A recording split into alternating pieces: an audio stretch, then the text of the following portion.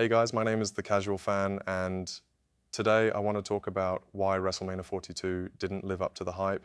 I think the whole thing has shown how far expectations have fallen, and the difference between night 1 and 2 really highlighted that. There were some good, enjoyable matches, but WrestleMania shouldn't be for just good matches. I wouldn't call a single one of those matches a classic. Not a single match on that show will be mentioned alongside any of the truly great matches, and they'll all be forgotten fairly quickly. WrestleMania 42 2026 faced intense fan backlash and poor critical reception, with many calling it one of the worst in history due to overbooked chaotic finishes, excessive commercials, and underwhelming short matches. The event focused more on moments and celebrity involvement than quality storytelling, leaving fans disappointed with the overall experience. Here are 10 reasons why I believed WrestleMania 42 sucked Cody Rhodes versus Randy Orton main event chaos. The match was considered poor, with an overbooked ending involving Pat McAfee that overshadowed the wrestling. The wrong person went over in this match, and the way the match ended ruined the hype for Randy Orton, which was to capture his 15 World Championship man tag team match Visions versus Usos.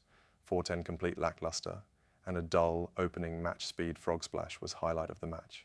Jacob Fatu versus Drew, mice entire unsanctioned match, 5.510. Joke in the name of an unsanctioned match. Women's tag team four-way match, 4.510. Paige return was the only highlight of this match. Becky versus AJ for international title, 1.510, absolute garbage. Seth versus Gunther, 7.510, start was good. Mid-match was kind of boring, but the end 5 minutes was decent, but nothing meaningful happened too. Actually, to get you interested in this match, plus there wasn't any build.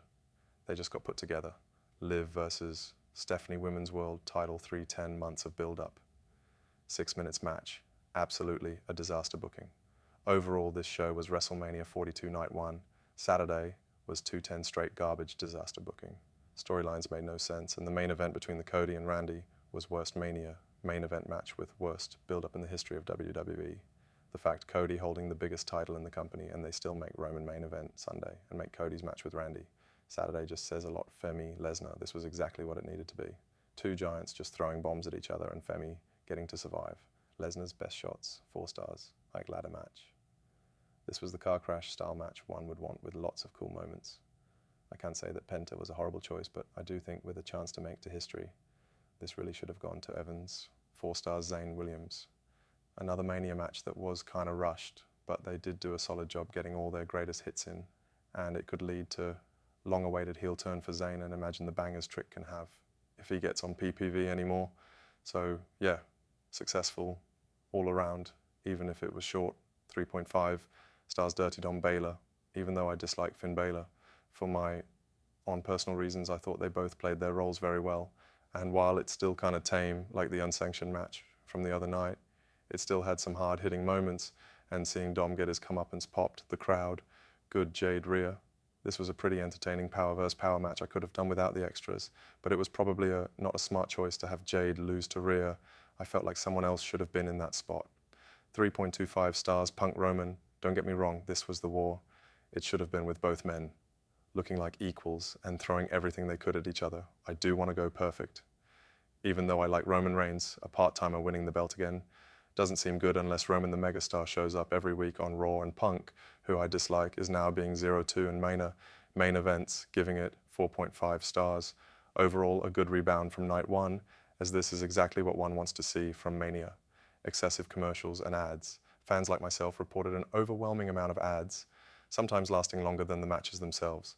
Underwhelming women's matches, short match times, and lack of meaningful stories in matches like Liv Morgan versus Stephanie Valka left them feeling uninspired. Too many overbooked finishes, multiple matches suffered from too much outside interference, making the booking feel cheap and chaotic.